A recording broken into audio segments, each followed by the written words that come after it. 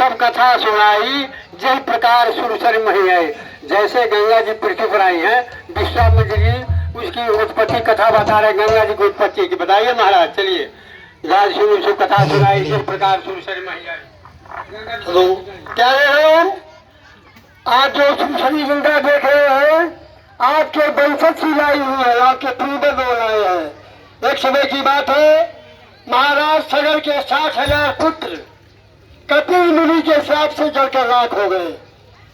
और उस समय गंगा थी नहीं संसार में। कई पीढ़ियों के बाद बहुत लोग राजा आए, तपस्या किए, गंगा नहीं आई। कई पीढ़ियों के बाद महाराज भगीरथ का जन्म हुआ। उनको मालूम हुआ कि हमारे 60,000 पूर्वज प्रेत जोड़ी में भटक रहे हैं, अभी तक उद्धार ही नहीं हुआ। तो देवताओं से राय लेकर के वो ब्रह्मा जी की तपस्या किए। और ब्रह्मा जी जब कमंडलू से गंगा जी को दिए तो गंगा जी जो है प्रचंड धारा अपनी बना ली कि मैं मृतलोक में जा रही हूँ, इस पृथ्वी को लेकर के पाताल चली जाऊंगी। अब भगवान शंकर ब्रह्माई उपाय बताए कि आप भगवान शंकर का भजन कीजिए, पूजा कीजिए, वही गंगा के देख कर रोक पाएंगे। तो भगीरथ महाराजा करके गंगा की कहानी सुनाई शिव से।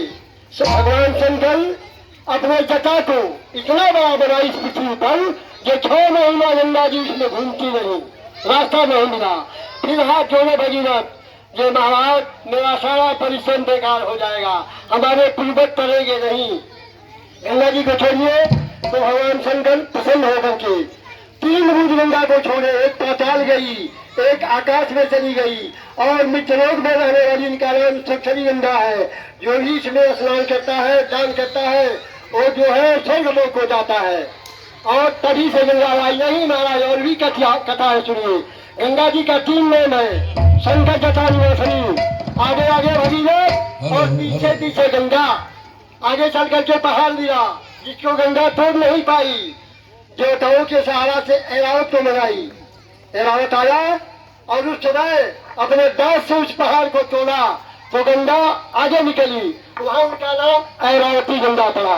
आगे जाने के बाद कुछ दूर के बाद जांगलू ऋषि का जो है आश्रम था, उन्होंने गंगा के गेट को देख करके भयभीत हो गए कि मेरे आश्रम को ही बहाली जाएगी। तो उन्होंने 3 ही अंतिम में पैर कर गया, ओम नमो केशवाय नमः, माधवाय नमः, गोविंदाय नमः कहकर के गंगा जी को नृत्य कर दिए।